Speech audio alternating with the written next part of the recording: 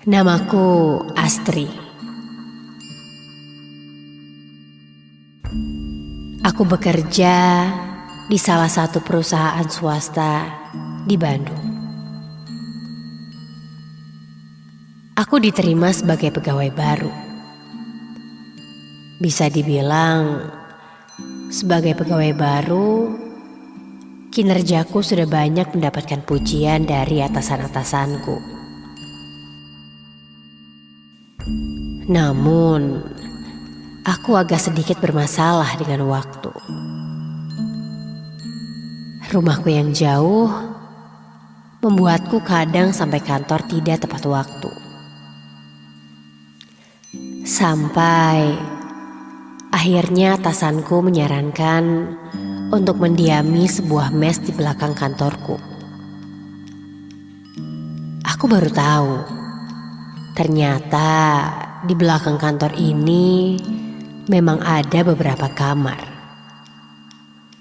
Ya, seperti mes kecil.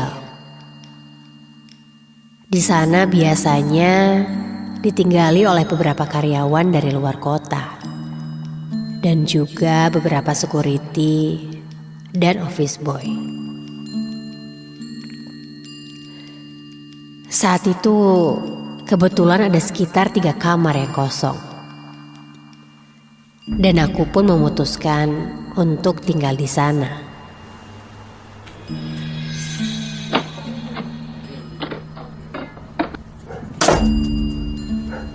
Di sana aku tinggal bersama 6 orang.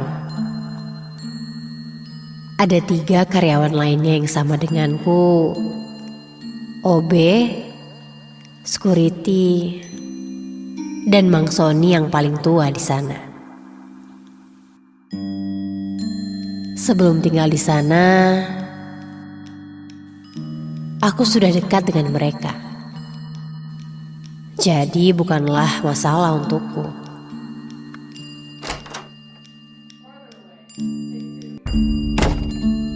Aku mendapat kamar yang cukup luas dengan kamar mandi di dalam.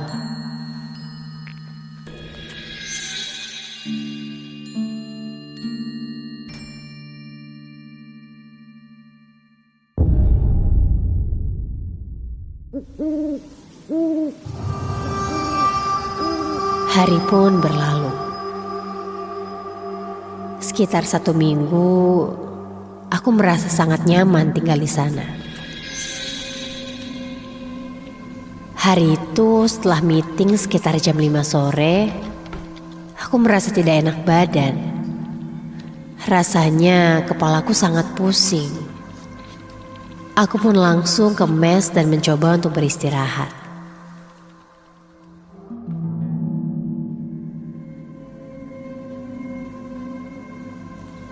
Setelah meminum obat sakit kepala, aku pun langsung terlelap. Hingga entah jam berapa itu, aku tiba-tiba terbangun.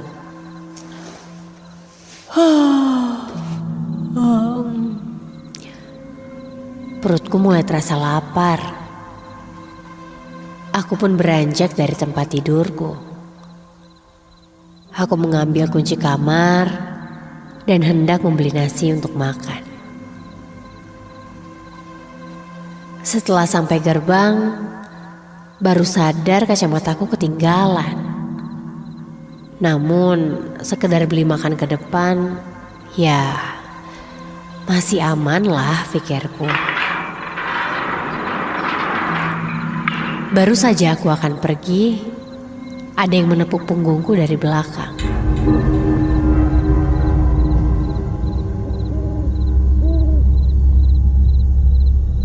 Tri, mau kemana?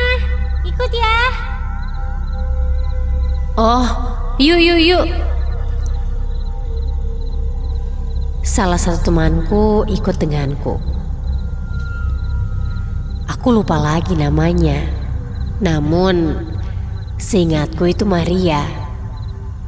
Karena tak memakai kacamata, jadinya aku tidak begitu jelas melihatnya. Aku pun berjalan keluar gerbang dengannya.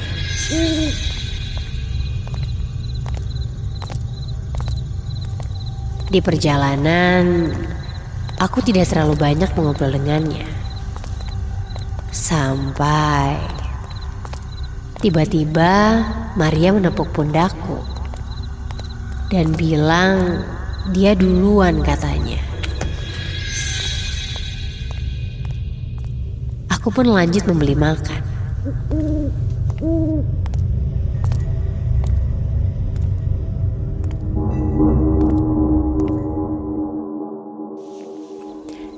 Singkat cerita, aku selesai makan dan kembali ke mes.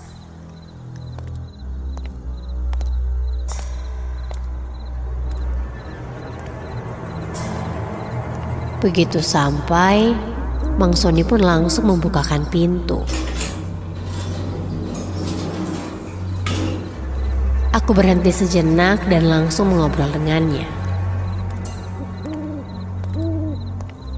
Temannya tadi mana? Itu siapa? Kok baru lihat?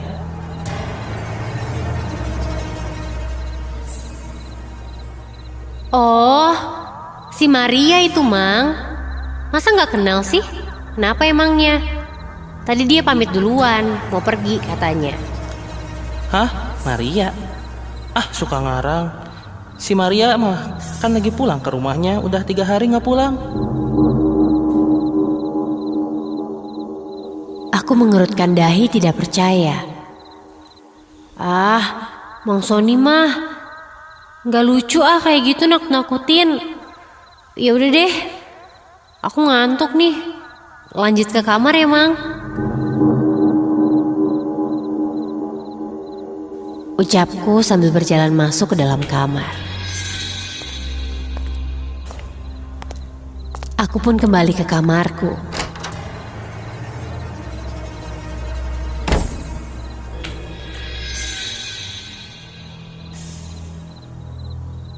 Menunggu ngantuk, aku menyalakan musik dan mencoba tiduran sambil menunggu terlelap.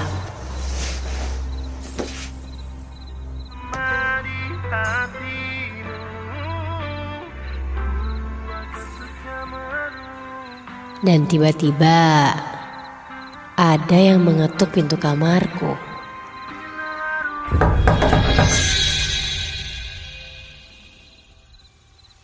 Ya, apa? Iya, masuk aja, nggak dikunci.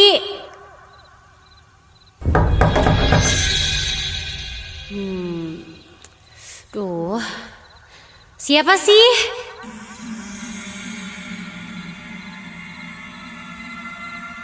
Ketukan itu berhenti, namun tidak ada yang masuk.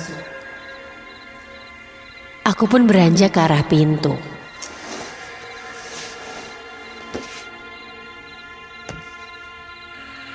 Ketika membuka pintu,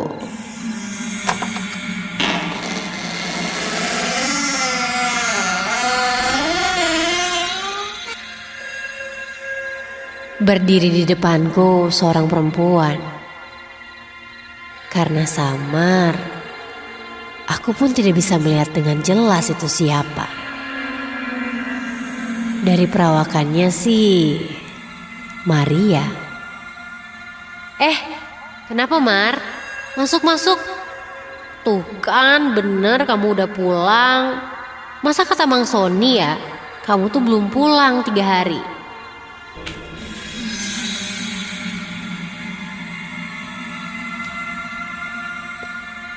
Maria pun tersenyum dan masuk ke dalam kamarku. Lalu ia duduk di atas tempat tidurku. Aku pun duduk di sebelahnya. Sambil mengambil kacamata dan mengenakannya, dan aku pun berbalik ke arah Maria. Dan astaga! Siapa itu? Ketika aku lihat jelas dengan kacamataku, yang duduk di sebelahku sekarang bukanlah Maria temanku, namun seorang wanita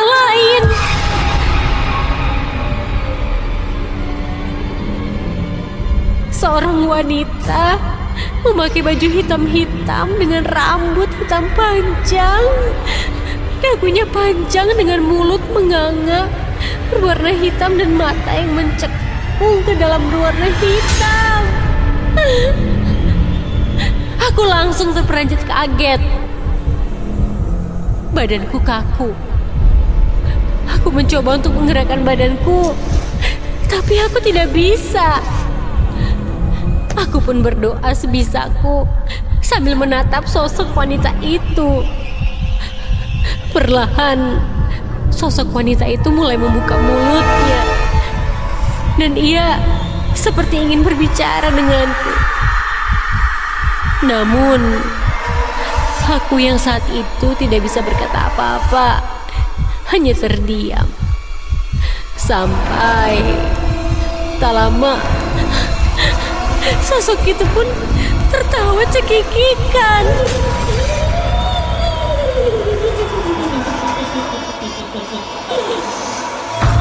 Dan berubah menjadi asap putih, lalu menghilang.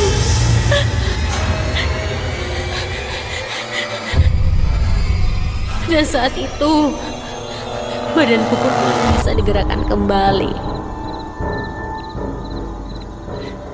Sesegera mungkin, aku lari keluar kamarku. Namun, kakiku terasa sangat lemas. Sampai akhirnya, aku tiba di pos dan bertemu dengan Mang Sony. Aku pun mulai bercerita dengan terbata-bata kepada Mang Sony tentang apa yang kulihat tadi. Ia hanya melihatku dan memberikanku air putih agar aku lebih tenang. Dan ternyata di mes itu hanya ada aku saja. Maria dan temanku yang lain sedang tidak ada.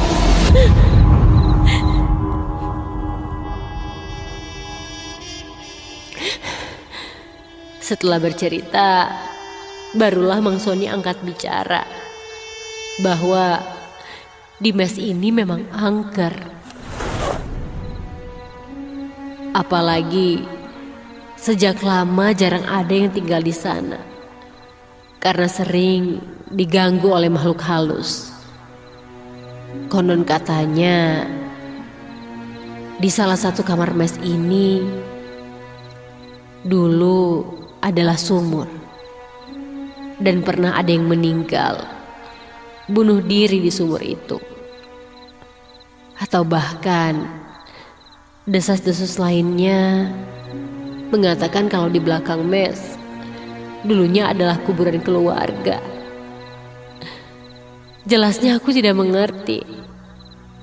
Namun yang aku mengerti bahwa aku melihat dengan mata kepalaku sendiri makhluk halus itu, tepatnya seorang wanita seram, menggangguku.